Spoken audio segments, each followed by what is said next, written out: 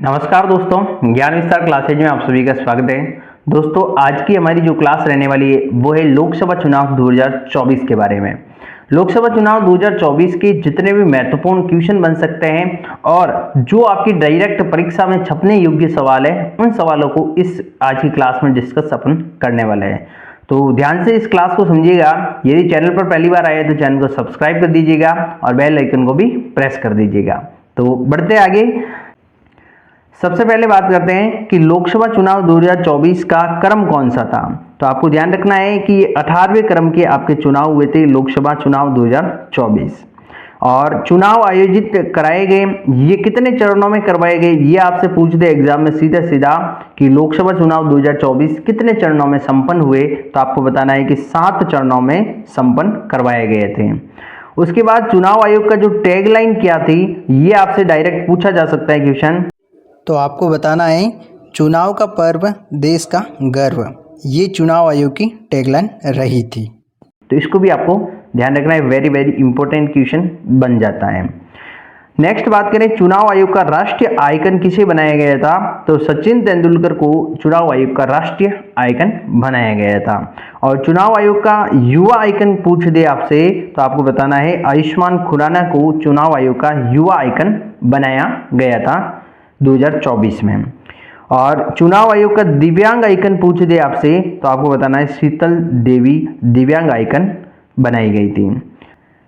अब आगे बात करते हैं, तो यहाँ पर देखिए महत्वपूर्ण फैक्ट जितने भी हैं उन सारी चीज़ों को अपन कवर करने वाले हैं। तो ध्यान से आपको समझना है, वर्तमान में लोकसभा की कितनी सीटें हैं, आपसे ये क्वेश्चन सीधा सीधा आ जाए आपके एग्जाम में, तो आपको बताना है कि 545 वर्तमान में लोकसभा की सीटें हैं।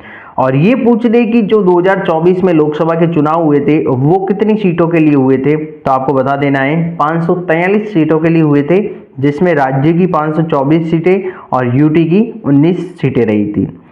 अगला फैक्ट है कि पूर्ण बहुमत के लिए सीटों की संख्या कितनी चाहिए, यानी कि किसी भी पार्टी की सरकार बनाने के लिए पूर्ण बहुमत के लिए कितनी सीटों की आवश्यकता होती है। तो आपको ध्यान रखना है कि 272 सीट पूर्ण बहुमत की सीटें होती हैं।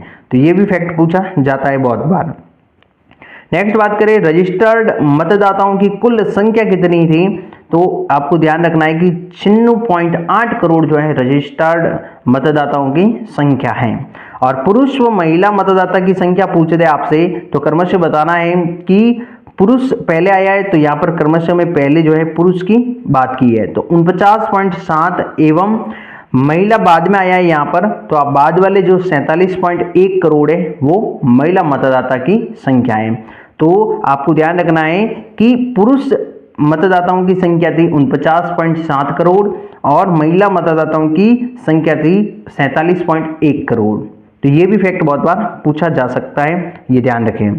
चुनाव में भाग लेने वाले मतदाताओं की संख्या कितनी थी। तो लोकसभा चुनाव 2024 में कितने मतदाताओं ने भाग लिया था, तो उसको पूछ दे, तो आपको बताना है 64.2 करोड़ मतदाताओं ने चुनाव में भाग लिया था। उसके बाद महत्वपूर्ण फैक्ट बनते हैं कि चुनाव में भाग लेने वाली महिला मतदाताओं की संख्या कितनी रही। तो आपको बता देना है 31.2 करोड़ महिला मतदाताओं की संख्या रही थी 2024 के लोकसभा चुनाव में। और नेक्स्ट अगला पूछ दे कि वर्तमान में भारत का मतदाता लिंगानुपात कितना है, यानी जो मतदान करते हैं उनका भी लिंगानुपात निकाला जाता है, वो कितना है। तो आपको बताना है 948 मतदाता लिंगानुपात है, क्योंकि ये बहुत ही महत्वपूर्ण क्वेश्चन बनता है लिंगानुपात वाला, बहुत बार पूछ दिया जाता है। लेकिन एक चीज आपको ध्यान रखनी है कि यहाँ पर मतदाता लिंगानुपात पूछा है, सीधा सीधा लिंगानुपात नहीं पूछा है, मतदाता आया है। कुल कितना प्रतिशत मतदान हुआ था इस बार, तो 65.79% जो है इस बार लोकसभा चुनाव में मतदान हुआ। और चुनाव आयोग के द्वारा जो जारी किए गए ऐप थे, ये भी बहुत बार एग्जाम में पूछे जाते हैं। तो ये ऐप थे VHA, सी विजिल और KYC, ये 3 जो ऐप है वो चुनाव आयोग के द्वारा जारी किए गए थे। तो ये भी बहुत ही इंपॉर्टेंट है। आपको 4 एप्लीकेशन के नाम दे देगा और पूछेगा निम्न में से कौन सा चुनाव आयोग ने जारी नहीं किया था। तो आपको ध्यान रखना है VHA, सी विजिल और KYC जो है ये चुनाव आयोग के द्वारा जारी किए गए ऐप हैं। उसके बाद बात करें चुनाव आयोग द्वारा जारी पोर्टल कौन सा है, तो आपको ध्यान रखना है सुविधा पोर्टल जो है चुनाव आयोग के द्वारा जारी किया गया था। ये सीधा सीधा क्वेश्चन आपके करंट अफेयर्स में छप सकता है, तो आप इस विशेष तौर से इसको ध्यान रखें। आगे बात करते हैं नेक्स्ट। अगला महत्वपूर्ण फैक्ट है कि 18वीं लोकसभा में चुनी गई महिला सांसदों की संख्या कितनी है, तो आपको बताना है कि 74 महिला सांसदों की संख्या है। और इस बार जो लोकसभा के चुनाव हुए थे उसमें 74 महिला सांसद की जीत हुई है, ये आपको ध्यान रखनी है। उसके बाद अगला फैक्ट है पहली बार चुनकर आए सांसदों की संख्या कितनी है, यानी कि जो सांसद पहली बार बने हैं उनकी संख्या है 280 18वीं लोकसभा के चुनाव में, ये आपको ध्यान रखना है। और चुनाव लड़ने वाले 53 मंत्रियों में से विजयी कितने हुए, तो आपको ध्यान रखना है 35 जो है इनमें से विजयी हुए थे। अगला फैक्ट बनता है महत्वपूर्ण कि मतदान का सर्वाधिक प्रतिशत कहां पर रहा था। यह भी क्वेश्चन आपसे डायरेक्ट पूछा जा सकता है एग्जाम में, तो आपको बताना है कि लोकसभा चुनाव 2024 में सर्वाधिक मतदान जो है लक्षद्वीप में हुआ था और 84% हुआ था। यह भी आपको ध्यान रखना है, कभी भी पूछ सकता है आंकड़ा भी कि कितने प्रतिशत हुआ था, तो आपको बताना है 84% लक्षद्वीप में हुए थे। और मतदान का न्यूनतम प्रतिशत कहां पर रहा था, तो बताना है बिहार में 56% रहा था। यह भी फैक्ट बहुत ही इंपोर्टेंट बनता है। उसके बाद बात करें नोटों की, कि नोटा जो था यानी अपन जो दबाते हैं उसमें आपकी ईवीएम मशीन होती है, उसमें नोटा करके एक बटन होता है, यानी आप किसी भी पार्टी को वोट नहीं देना चाहते। तो नोटों की बात करें, नोटा को सर्वाधिक वोट मिला था इंदौर में, और कितने लोगों ने नोटों पे दबाया था, तो 2.18 लाख लोगों ने जो है नोटो बटन को दबाया था।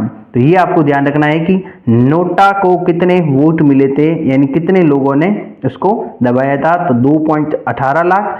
और कहां पर सबसे ज्यादा हुआ था ये, तो इंदौर में सर्वाधिक हुआ था 2.18, ये आपको ध्यान रखना है।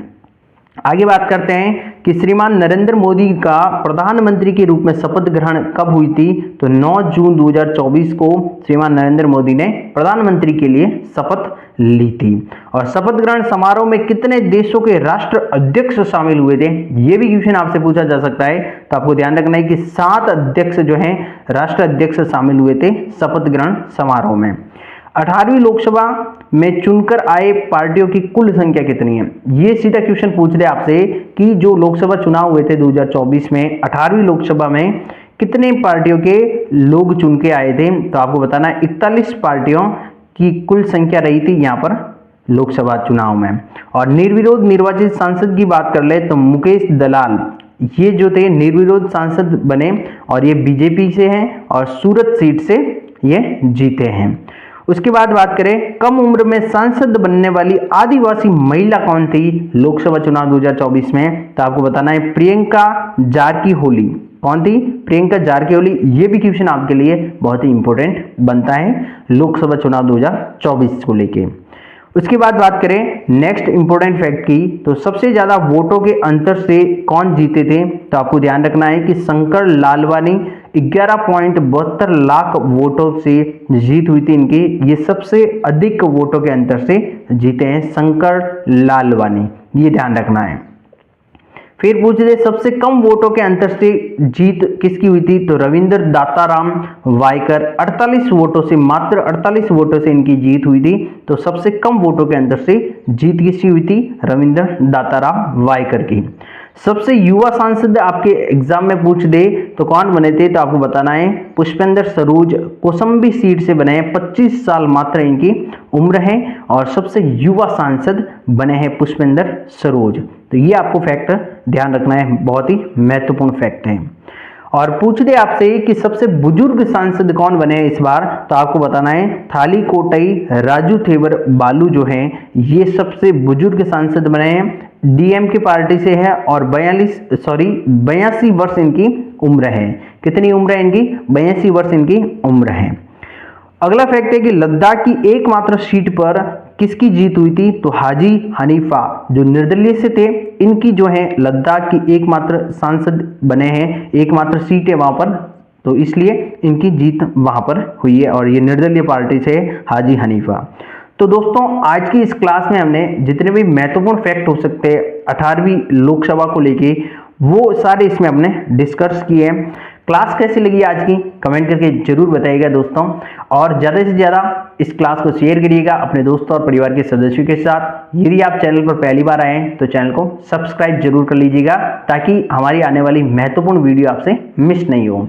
तो दोस्तों मिलते हैं अगली क्लास में। उससे पहले आपके लिए ये कहेगी, यदि आप राजस्थान की किसी भी कंपटीशन परीक्षा की तैयारी कर रहे हैं तो जिला दर्शन की आपकी निःशुल्क क्लास है हमारी यूट्यूब चैनल पर चल रही है, तो आप जरूर से उनको देखिएगा। और जिला दर्शन की बहुत ही बेहतर प्रैक्टिस के लिए हमारे यहाँ पर आपके लिए जिला दर्शन की टेस्ट सीरीज अवेलेबल करवाई गई है, मात्र 99 रुपीज़ में है, जिसमें लगभग 2000 से 2500 क्वेश्चन आपके अभ्यास प्रश्न रहेंगे। प्रत्येक जिला वाइज यहाँ पर आपके टेस्ट दे रखे हैं, तो आप उनको भी दे सकते हैं। साथ ही यहाँ पर 60 टेस्ट होंगे और गुणवत्ता युक्त टेस्ट सीरीज है, नेगेटिव मार्किंग, रैंकिंग, आपके जो व्यू सोल्यूशन में व्याख्या सहित सारी चीजें दे रखी है। तो आप अभी ज्ञान विस्तार क्लासेज एप्लीकेशन को डाउनलोड करें और वहां पर सैंपल टेस्ट पेपर दिया हुआ है, उसको भी आप देके चेक कर सकते हैं। साथ ही करंट अफेयर्स को लेके बहुत ही ज़्यादा बच्चों में वो रहता है डर, तो उसके लिए भी करंट अफेयर्स की monthly topic wise test series तैयार की है, जो अक्टूबर 2023 से लगाकर दिसंबर 2024 तक के लिए आपके लिए मंथली उपलब्ध रहेगी। मात्र 65 रुपये इसकी प्राइस रखी गई है, तो आप जरूर से इनको ज्वाइन करें और बहुत ही अच्छी प्रैक्टिस कर लें। तो दोस्तों इस प्रकार से आज की क्लास कैसी रही है कमेंट करके जरूर बताइएगा, और मिलते हैं अपन अगली क्लास में। तब तक के लिए धन्यवाद। जय हिंद, जय भारत।